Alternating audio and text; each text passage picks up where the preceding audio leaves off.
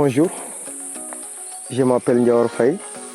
Je suis animateur dans le pôle éducation environnementale à Nebedaye et je fais partie des pionniers du pôle.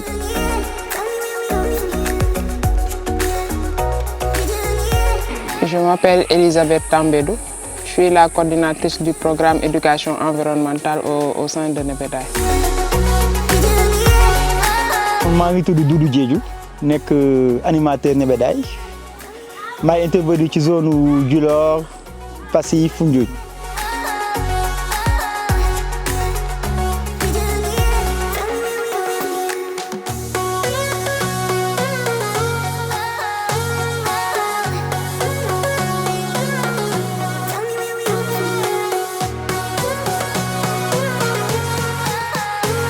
Donc là, nous sommes à Soukoto avec le camp nature parce que depuis 3 années scolaires pour cette année, Nebedaye est dans pas mal d'établissements. Nous élaborons un programme éducatif c'est en rapport avec l'environnement. Donc ici, nous avons bari parce que nous avons l'écosystème de la mangrove à côté, l'écosystème tan, forêt galerie, les amacoquilles. Donc ci biir écosystème yooyu yëpp dañ ci jàngal xale yi renforcer ci seeni connaissances. Pour aimer une chose, il faut d'abord la connaître. Et quand on connaît la chose, on pourra être plus capable de protéger cette chose. Raison pour laquelle on a créé ce camp nature, pour permettre aux enfants de connaître leur environnement, de connaître l'utilité des plantes, l'utilité des animaux et la coexistence qui existe entre ces personnes, les animaux et la plante.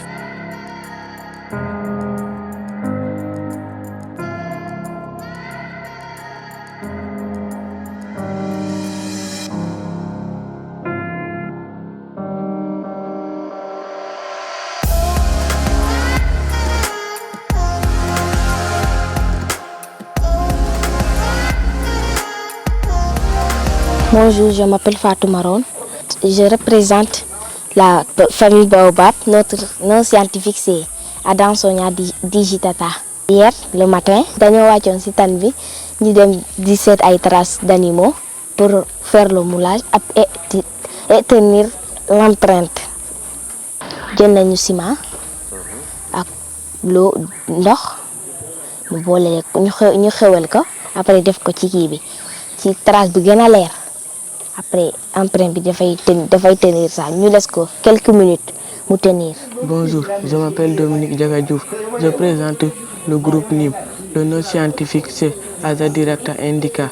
Je vais vous représenter les arbres qu'on a appris. Le palétier blanc et le palétier rouge. Comment il fait pour survivre? Le palétier blanc s'infiltre le sel dans ses feuilles pour survivre. Le palétier rouge sacrifie ses feuilles un à un pour survivre. Bonjour, je m'appelle Aïssa Touti Sonko.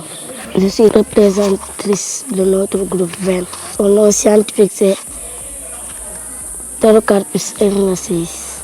Nous avons fait les envolées musicales chaque matin. Après avoir pris notre petit déjeuner, on se regroupe pour faire l'envolée musicale. On fait des étirements. Et on s'essouffle, on se sent plus mieux. Je m'appelle Adama Djanjal, je suis la représentante du groupe de Nguédian. Son nom scientifique c'est Anogesus leocarpus. Le matin, on est allé sur notre arbre totem. On a découvert qui est notre arbre totem et quelles sont ses utilités. Et ensuite, on a fait l'arbre mon ami. Chacun on a attaché ses yeux pour aller remarquer un arbre. Il y a celui qui le guide en lui disant à gauche, à droite, devant ou derrière, ou retourne. Après avoir fini l'arbre, mon ami, on est allé voir la mangrove. Après, on est revenu sur le camp pour dîner. Après, on est allé voir les balagos. On a vu un peu, mais pas trop.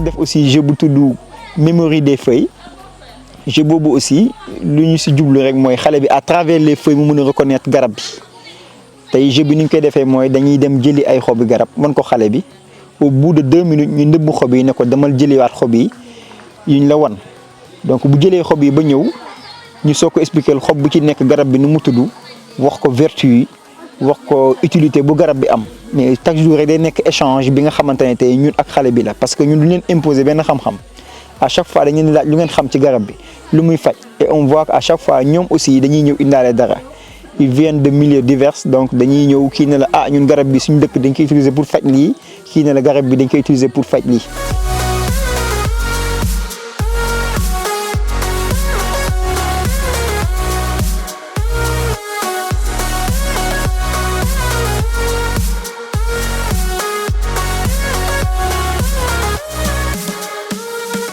Dans le volet ludique aussi, dañuy organiser ay olympiades pour leur permettre quand même d'être en compétition, mais tout en conservant l'esprit de groupe. C'est aussi le contexte du jeu de recherche de trésors, parce qu'il y a un trésor qui a été caché dans une île, et trésor boobu à chaque fois quand ils font bien les activités dañu war a décrocher ay indices indices yi ñuy décrocher moo leen di permettre ñu mën a former benn puzzle bu leen woon île bi fu ñu nekk après ñu mën a dem uti trésor boobu noonu. Mais équipe bu si nekk dafay am ay cartes ay indices buñ ko boolewul mënuñu gis île bi donc là c'était juste pour leur montrer que quand ils unissent leurs forces dinañ mën a dem fu sori.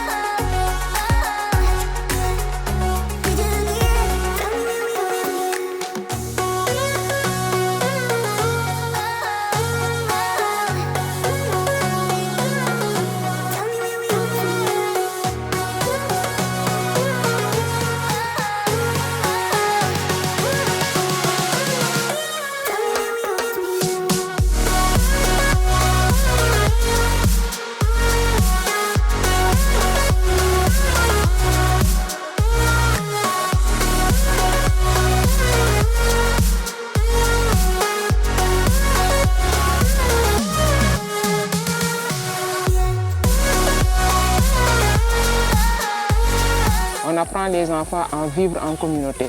Donc quand on dit vivre en communauté, c'est le partage, l'entraide, la solidarité, l'amour. Donc tout ça, on essaye de développer ça avec les enfants.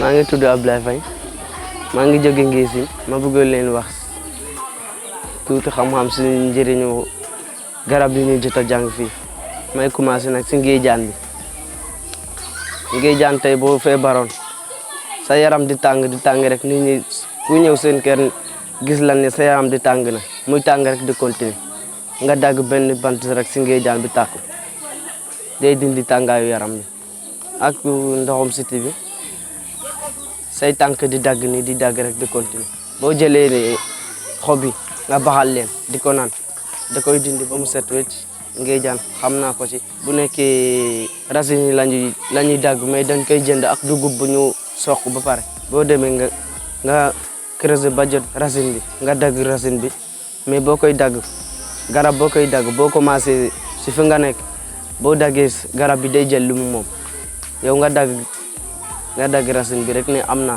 te li nga am baaxul garab boo koy dagg booy dagg racine bi da ngay commencé ci garab bi nga dagg foofu doog a dagg fii nga am racine nga jël dugub bi sotti foofu defal ko ba mu naas nga bàyyi ko foofu bu nekkee oto nga yor wala moto nga def ko ci wetu baari bu nekkee poignée nga def ko ci wetu poignée bi accident doo ko mës a def bu nekkee wolo bi ñu koy wax ci séeréer plaque doom yi ngay aji doom boo xamante ne daanoogul nga ajee ko ci kaw nga def ko ci sa biir oto wala nga koy def ci sa biir sac doo accidenté bu nekkee niim bi aussi niim bi sa bopp di métti rek di métti da ngay jël xob bi nga jël morceau nga takk ko fii nga bàyyi xob bi ñuy lang fii dans 5 minutes rek nga dindi ko day wàññi méttitu boobu. mangrove bi racine yi ko manqué appétit booy jël racine yi di ko raxas dugal ko ci butel def ci ndox saa yu ñu tegee lekk gi rek nga yëngal ba mu def ay lu weex noonu nga naan da lay indi sa appétit nga lekk ba suur.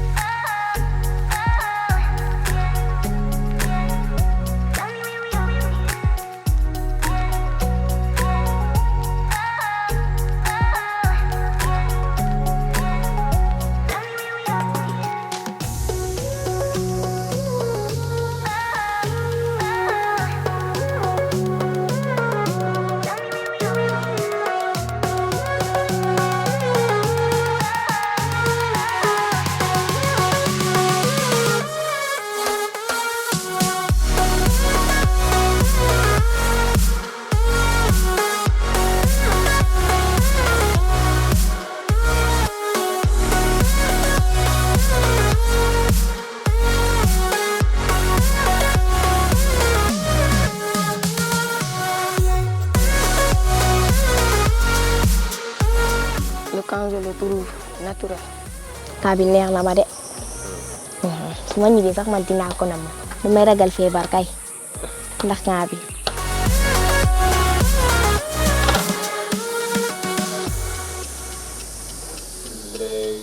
man gis naa fi ay oiseaux, des singes, des galagos, des babouins oui les grands singes là. maa ngi door a ñëw endroit bu mel nii te nag am na xarit yu xam ne mosuma leen xam c'est la première fois ma leen di gis ñu teg ma comme seen rakk.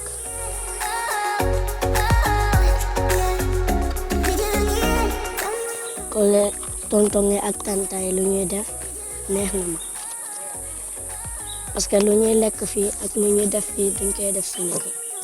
Oui, le camp est merveilleux parce que ici le vent souffle normal. Tu peux te reposer quand tu voudrais. Après, et les tontons, ils sont très très merveilleux. Merci d'avoir veillé sur nous encore. Et les amis que j'ai trouvés là sont excellents et très bien comportés envers nous. Je suis très contente de les avoir. Camp bi moo ma tax a xam fi moo ma tax a am fi ay xaritu bees. Parce que am naa fi ay xarit yu bari ay jigéen ak góor ñoo xamante ne xawuma leen xamuñu ma mais camp bi moo ñu boole ba ñu xamante te loolu neex na trop neex na ma moom te neex na leen aussi te taay ak tonton yi kay dañu baax rek dañu toppatoo ni mu waree aw ma seen fay moom dëgg-dëgg su ma tey ko fi sax di nettali lu ñu defal fii sax du jeex kon nañ ko bàyyi rek.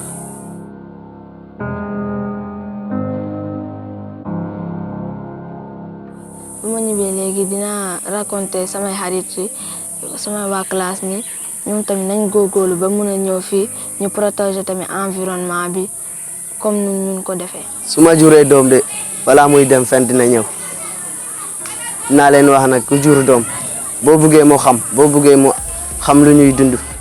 na dem Camp Nature dina xam dina gis lu bari.